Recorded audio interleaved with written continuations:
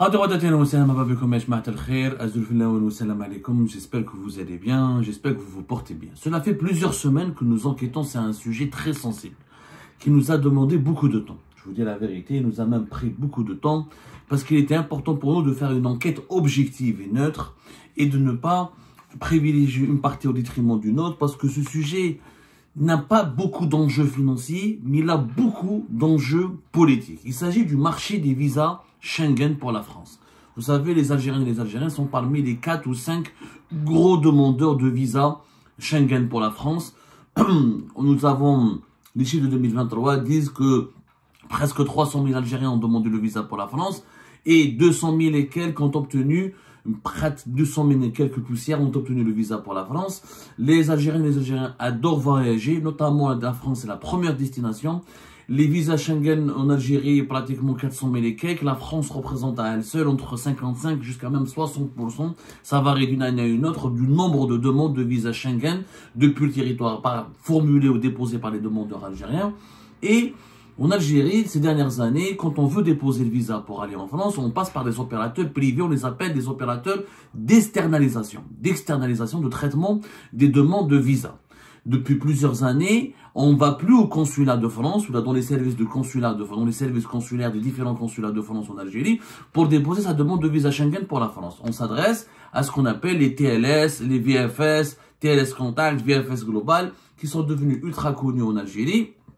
Voilà, donc c'est des sociétés, on les appelle des sociétés d'externalisation de la gestion des dossiers de demande de visa.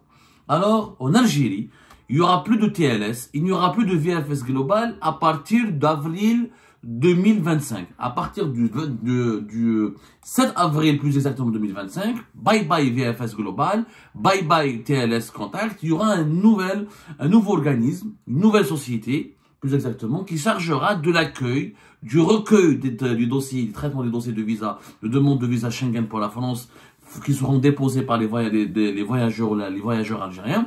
Et cette société, elle est complètement méconnue, parce qu'en Algérie, on ne la connaît pas. VFS, elle est très connue, parce que c'est un leader mondial, on en parlera dans un petit moment. TLS Contact, c'est très connu, c'est présent en Algérie depuis plusieurs années. Cette fois-ci, c'est une société qui s'appelle Capago. Capago International. C'est une société européenne, une société française. C'est une petite société par rapport à ses autres concurrents, mais c'est elle qui a remporté, dans la plus grande discrétion, le marché de la gestion des demandes de visa Schengen pour la France en Algérie.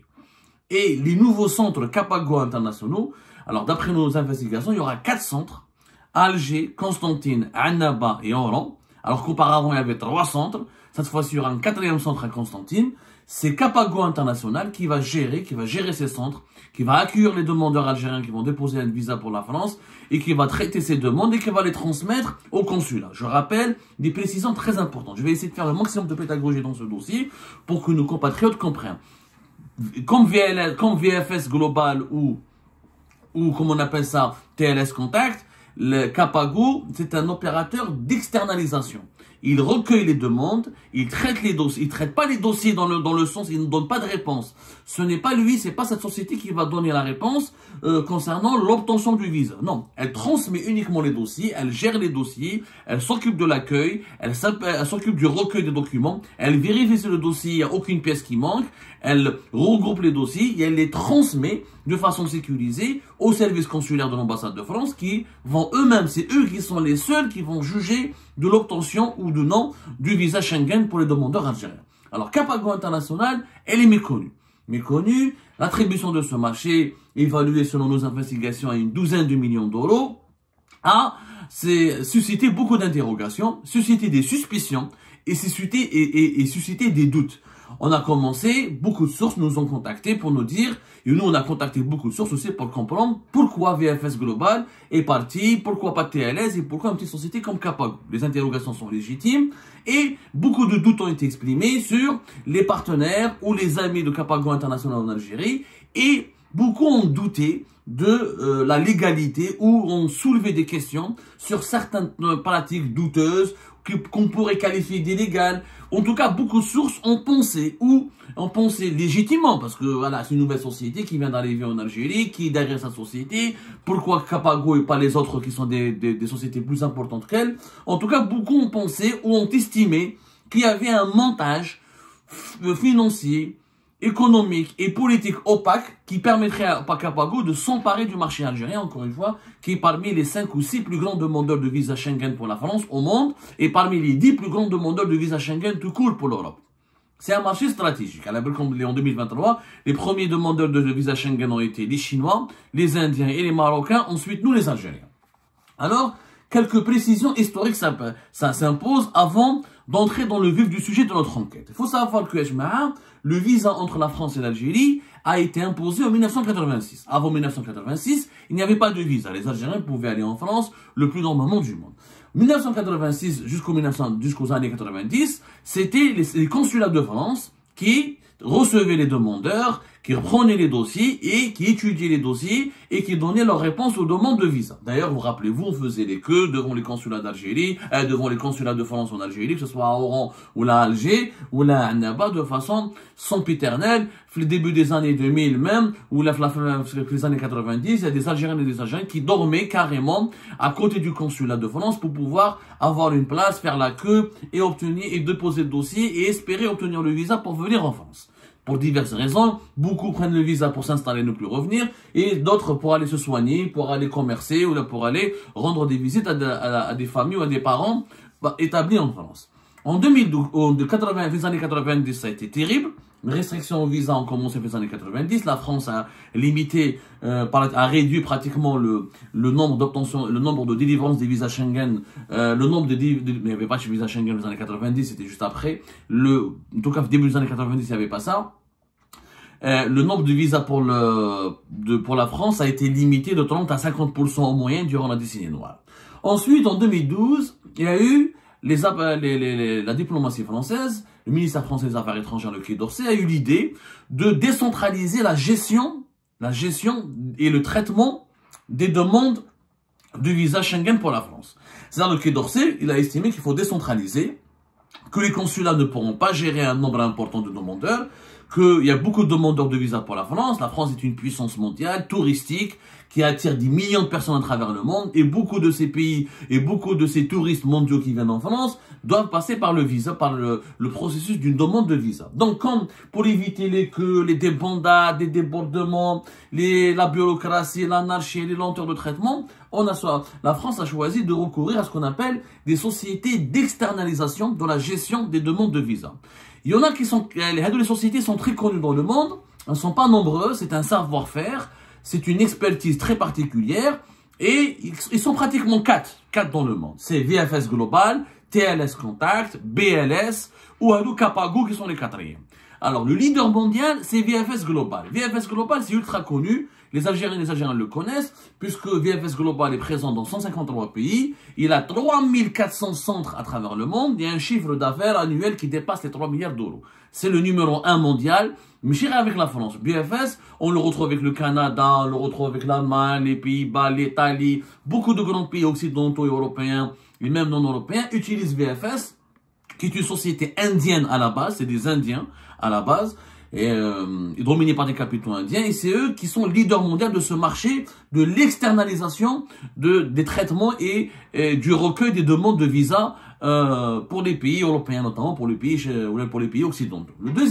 La deuxième société qui est plus connue, c'est TLS Contact. TLS Contact, elle est française, elle était française. Ensuite, elle a été rachetée par des opérateurs chinois, selon nos investigations, et elle est active dans 91 pays, avec un chiffre d'affaires de 8 millions d'euros à peu près en 2023, et son modèle Kif repose sur l'excellence opérationnelle, la satisfaction du client, et elle est très connue, c'était une société française au départ. TLS Contact, c'est les plus connus en Algérie. Elle est les plus connue parce qu'en 2012, lorsque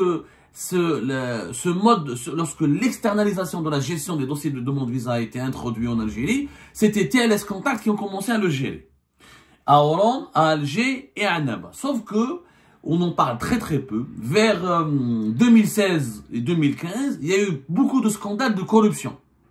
Il y a eu beaucoup de scandales de corruption. Il y avait des trafics au niveau de TLS Contact pour la revente lors de la prise de rendez-vous. Il y avait des travailleurs, des salariés de TLS Contact qui revendaient sous le manteau, là, dans le marché informel, à travers des intermédiaires, les rendez-vous pour déposer des demandes de visa. Parce qu'à un moment donné, c'était les années entre 2012 et 2017, le nombre des demandes de visa a explosé. Les Algériens, on est arrivé à plus de 400 000, même au-delà de 500 000 demandeurs algériens qui veulent obtenir le visa pour la France et partir en France. Là, l'explosion démographique, les jeunes Algériens voulaient aller en France, voulaient aller étudier en France, les personnes qui veulent aller se soigner, qui veulent immigrer. Donc, la demande sur les visas Schengen pour la France a explosé. On a atteint des chiffres astronomiques, au-delà de 400 000, voire même 500 000.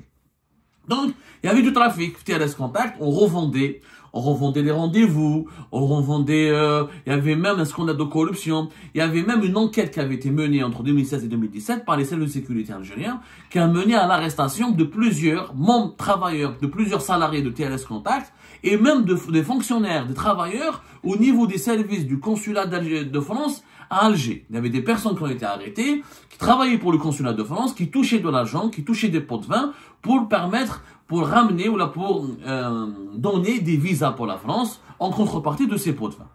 Donc, il y a eu un gros scandale.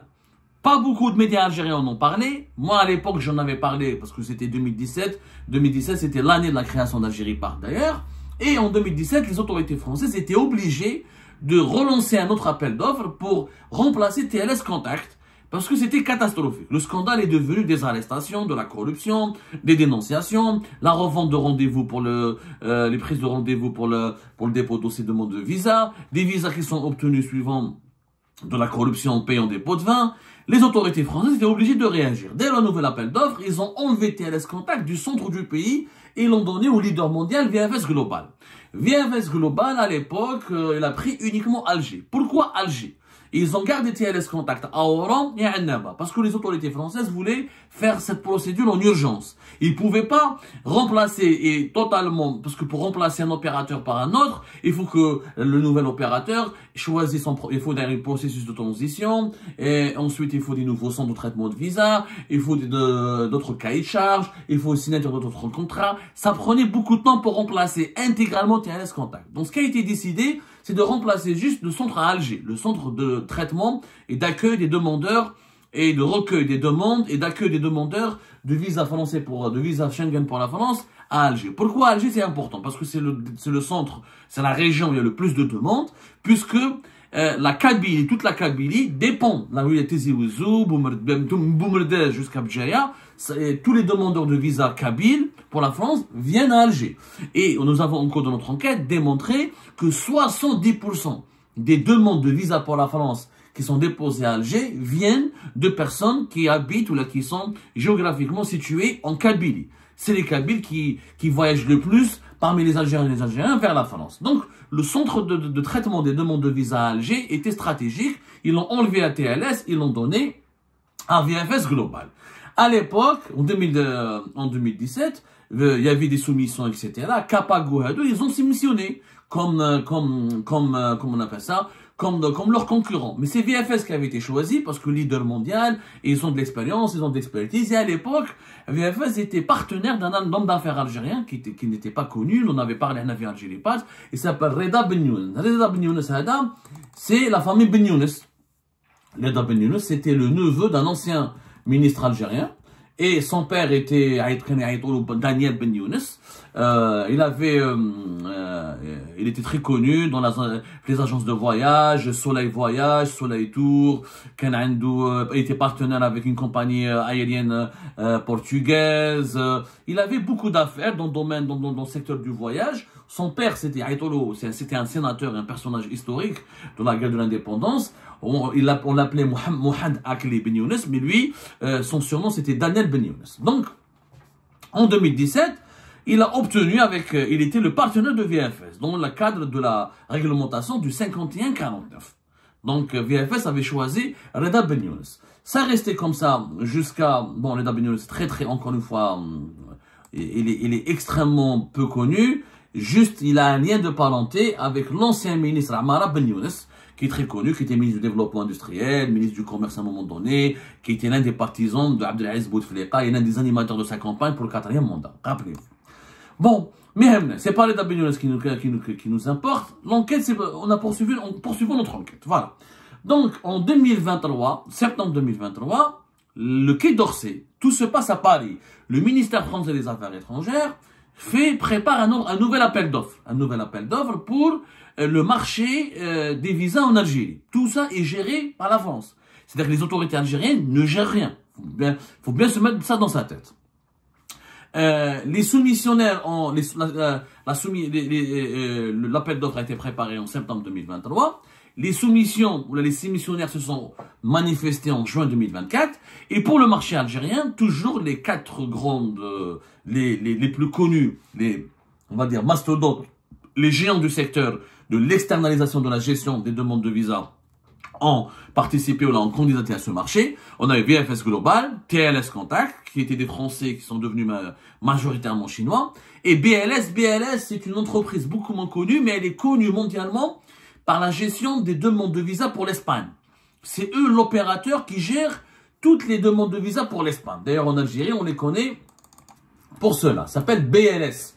BLS, Alger, BLS, etc. BLS International. Ils sont aussi très connus, mais essentiellement, ils ont c'est des Indiens au Maghreb qui ont été créés en Inde. Les Indiens sont les plus forts, généralement dans les centres d'appel, dans les prestations de services, dans tout ce qui est prestations informatiques, de gestion, d'accompagnement. C'est les Indiens qui sont les plus forts dans ce domaine. Quand donc VFS, BLS a été créé en Inde, elle est présente aussi dans 66 pays. Ils sont présents à travers 5 continents. Ils ont l'exclusivité mondiale pour le visa pour l'Espagne.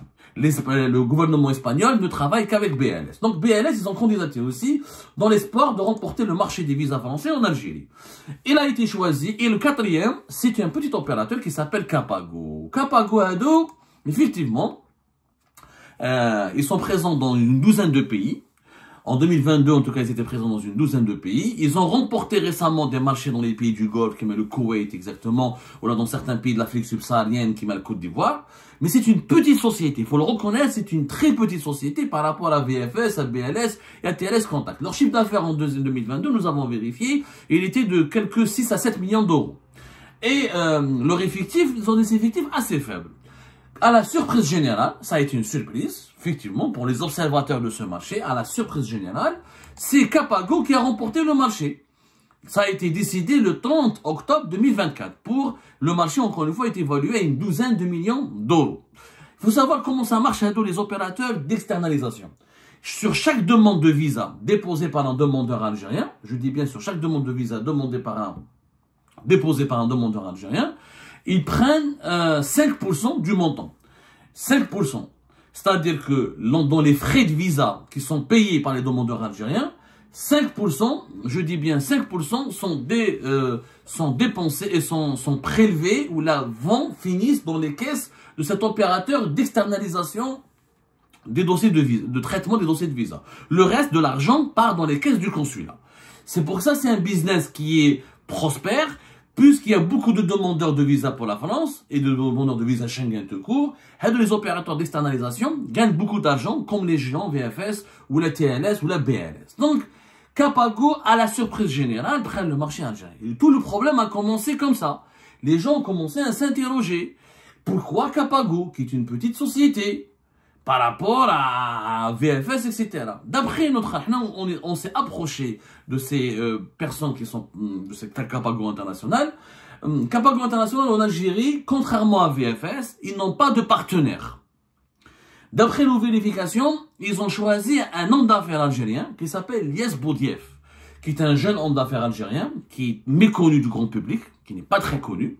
Lies Boudief, on en a déjà parlé de lui, où là on était en train de faire une enquête déjà, où son nom avait figuré dans l'affaire, dans le dossier de Mohamed Lamine Boustaila, le fils du général-major Boustaila.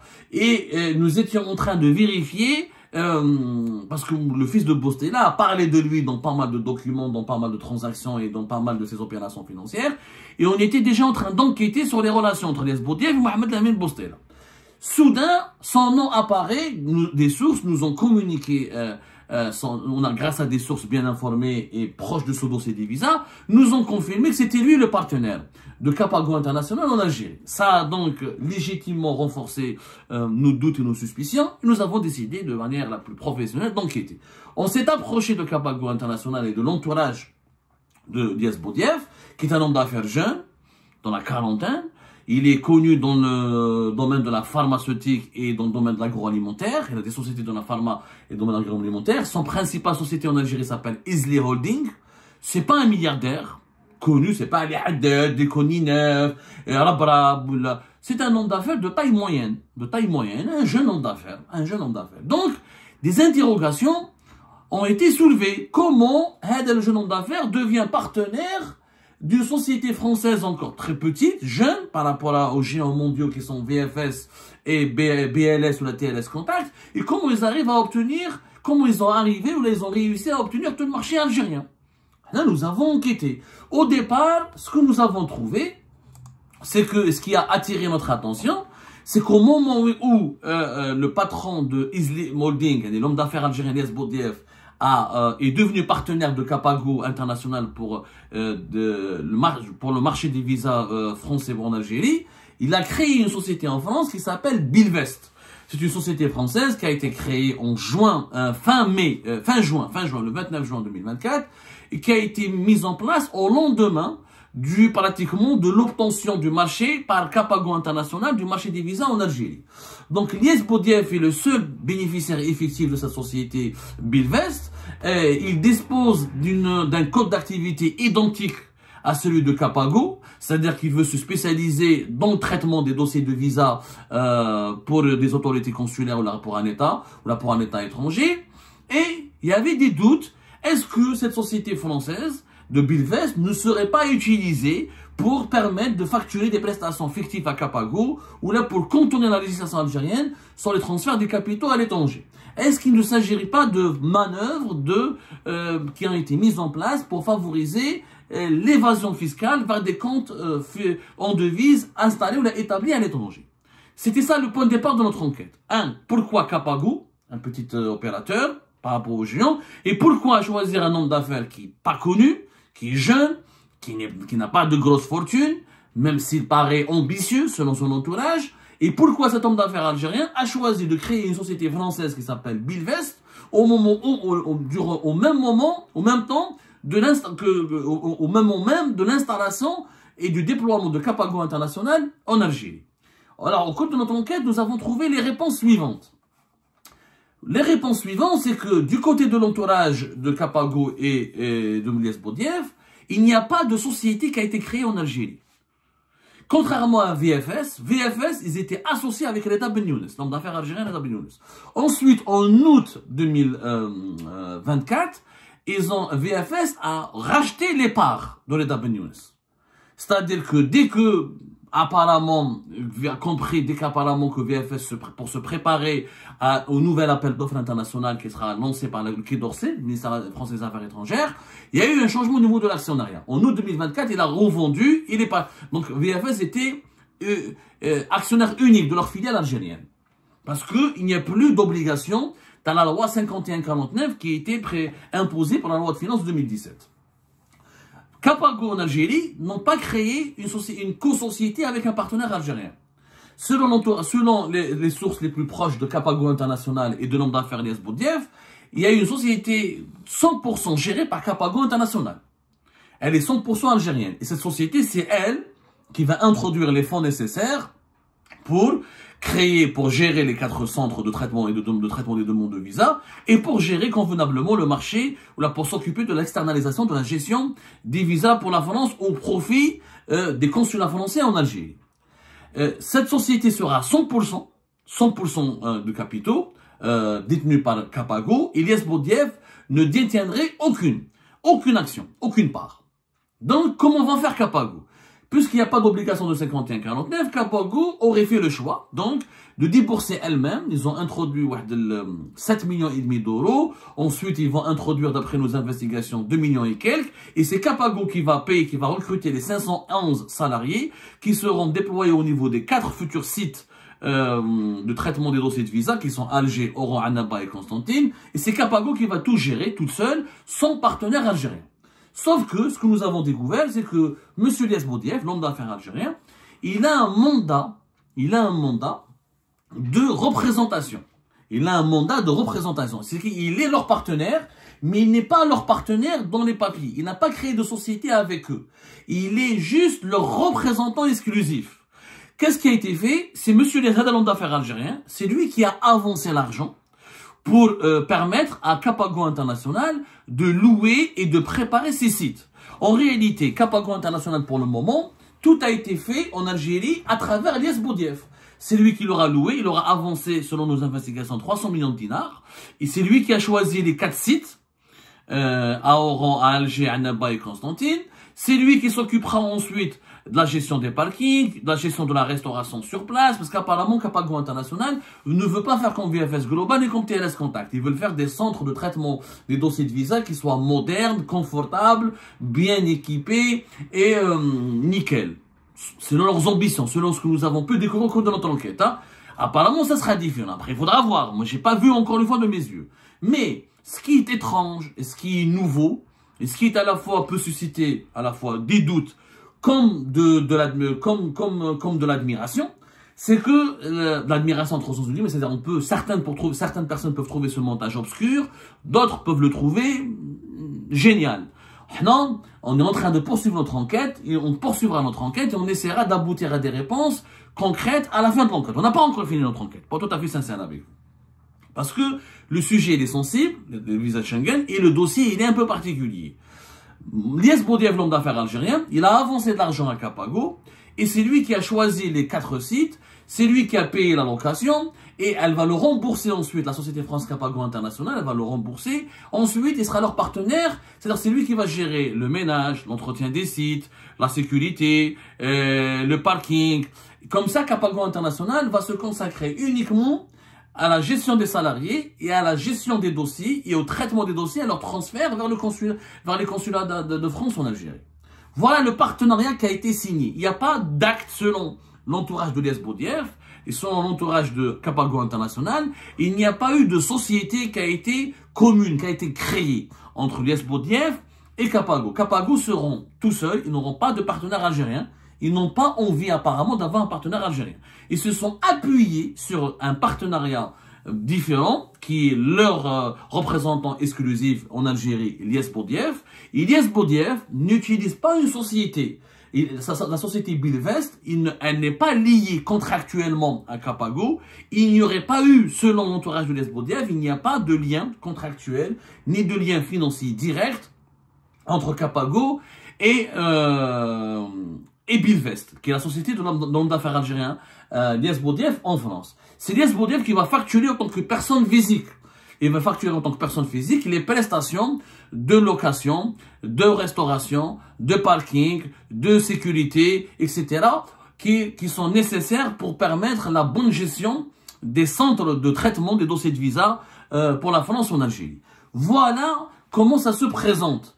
Maintenant, d'autres sources, effectivement, affirment que c'est étonnant, que ce montage est étonnant. Il demeure peu convaincu. Et honnêtement, il demeure peu convaincu. Pourquoi? Parce que nous, on a interrogé l'entourage de Lies Boudiaf sur la légalité de ce partenariat. Est-ce qu'il est légal pour un homme d'affaires algérien de facturer en tant que personne physique à un opérateur étranger qui vient s'installer en Algérie pour un marché bien précis? L'entourage de Lies Boudiaf nous assure que c'est légal, qu'il a un mandat de représentation.